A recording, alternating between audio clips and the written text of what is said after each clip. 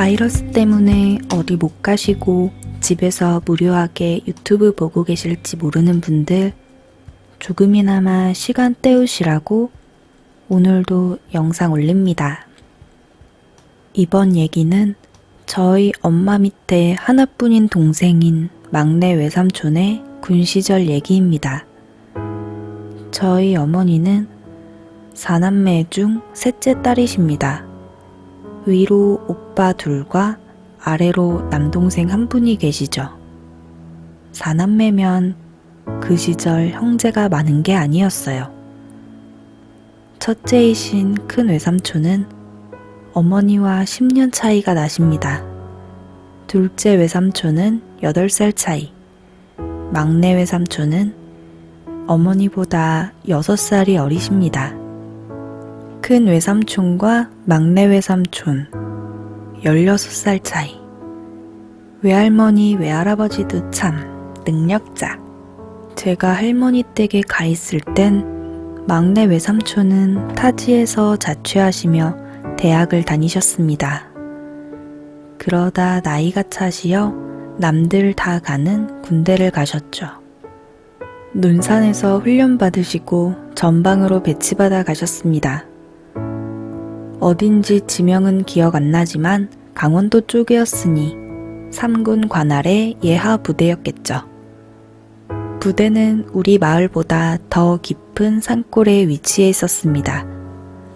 면회 갔을 때 내 팔자는 산하고 원수진 팔자인지 산만 찾아다닌다고 투덜거리시던 막내 외삼촌. 전방은 비상이 걸리면 외출, 외박은 물론 면회조차 안 된다고 했는데 다행히 저희가 면회 갔던 때는 평시라 면회를 하고 하루 외박도 되었죠. 면회를 갔던 때는 아마 외삼촌이 갓 일병을 달았던 시기였을 겁니다. 그 이전에도 외할머니, 외할아버지께선 삼촌 면회를 너무 가고 싶어 하셨습니다. 두 분껜 늦게 얻은 막둥이 삼촌이 항상 어린애 같으셨나 봅니다.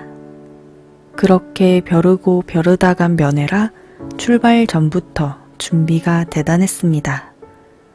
할머니께선 이것저것 음식 준비에 바쁘셨고 고생하는 부대원들 주신다고 떡도 한 말 하셨죠. 큰 외숙모도 둘째 외숙모도 막내 삼촌 먹이실 음식을 따로 준비해 오신 터라 음식 종류도 가짓수도 정말 많았습니다. 그렇게 준비를 하곤 차를 나누어 타고 온 가족이 강원도 전방으로 일찍 서둘러 면회를 떠났습니다.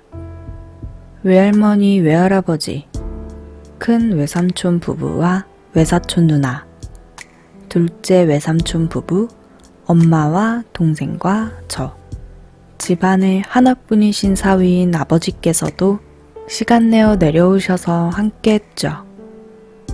물론 저희 가족이나 다름없으신 상주 할머니도 함께 하셨고요. 면회를 신청하고 한참 기다리니 면회소인 부대 정문 옆에 PX로 삼촌이 허겁지겁 뛰어오셨습니다.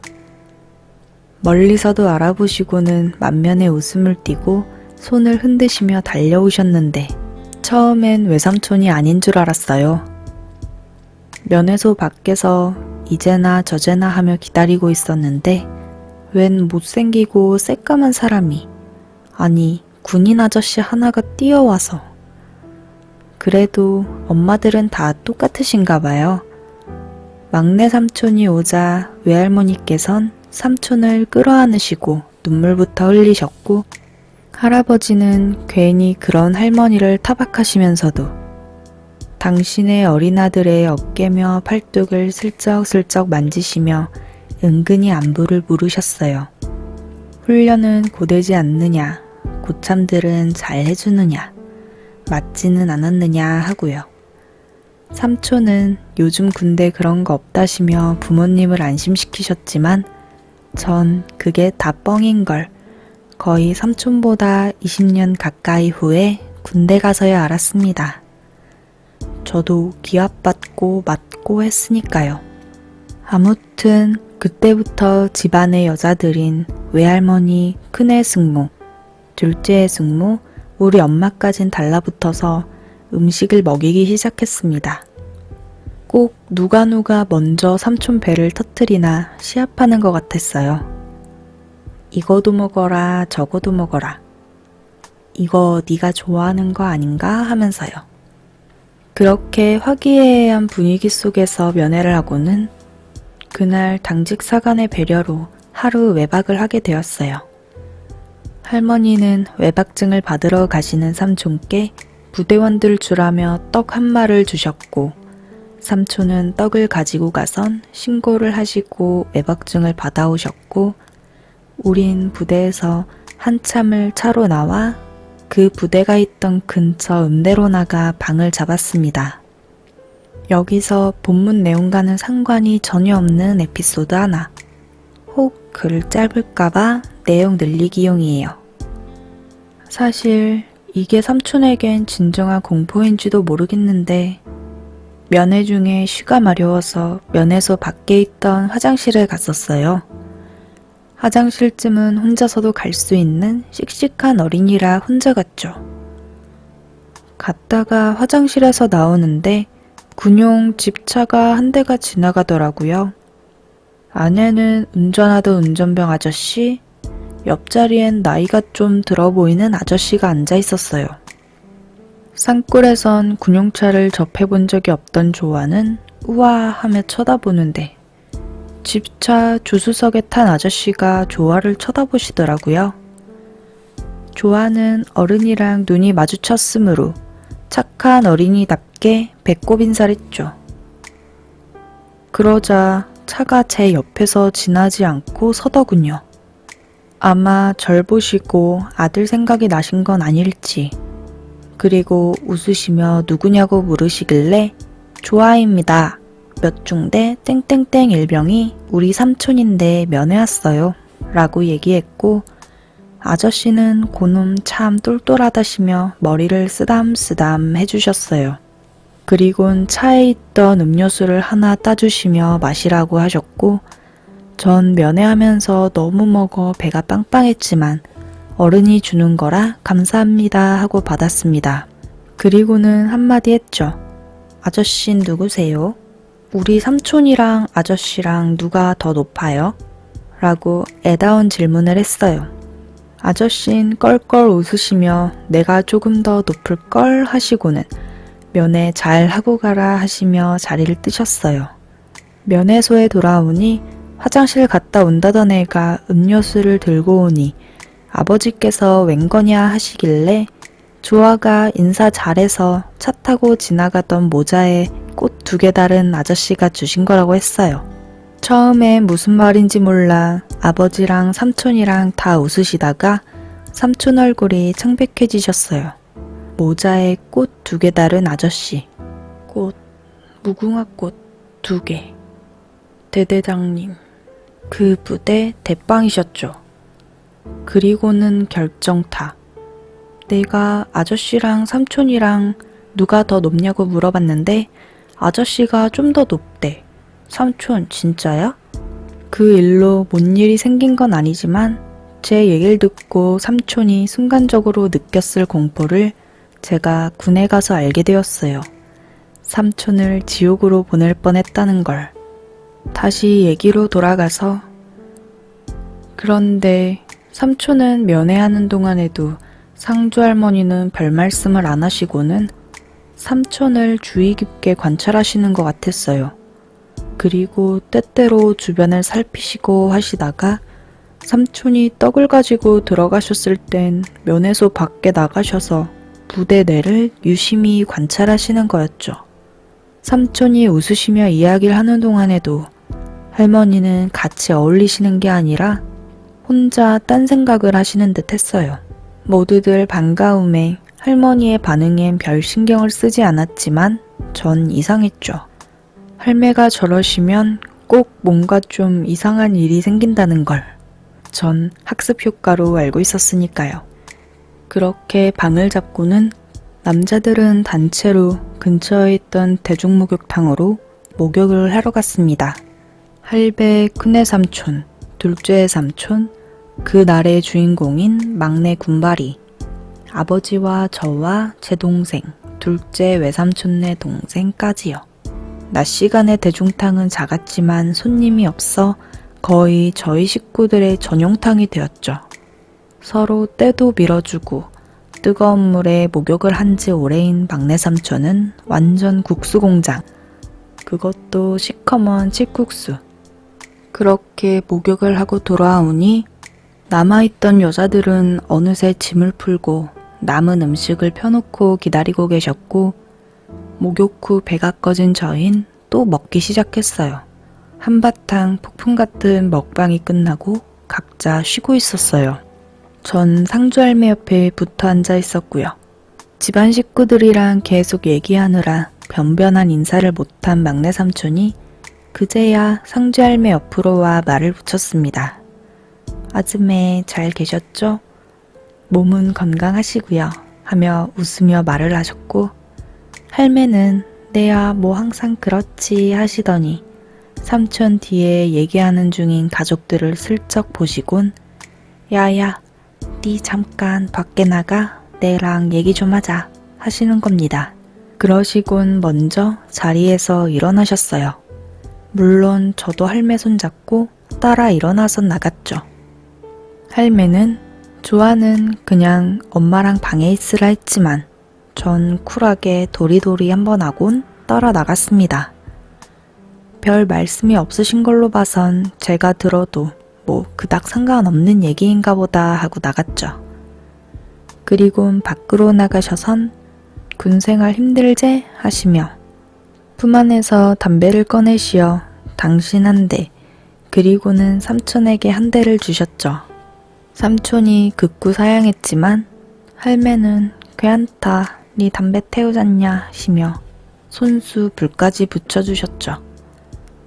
어른들과 있느라 담배가 많이 고팠을 삼촌이 만나게 연기를 한번 뿜자 할머니께서 그러시더라고요.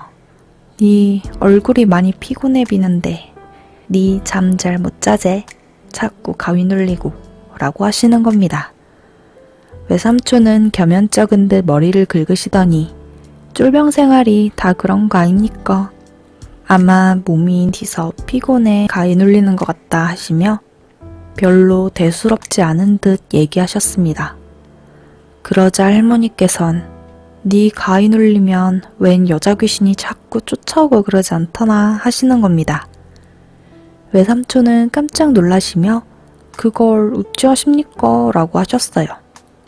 그러시며 하시는 얘기가 자꾸 누가 다리를 만져 꿈속에서 일어나면 어떤 산발한 여자가 괴이하게 웃으면서 다리를 주무르고 있다며 놀라서 일어나 도망가려고 하면 도망가는 길에 어느새 먼저 와선 모퉁이에 숨어 고개를 삐쭉 내밀고 웃고 있고 또 반대로 도망가도 같은 상황이 반복되는데 그 여자가 웃으며 그런답니다. 힘들게 도망가지 마. 소용없어.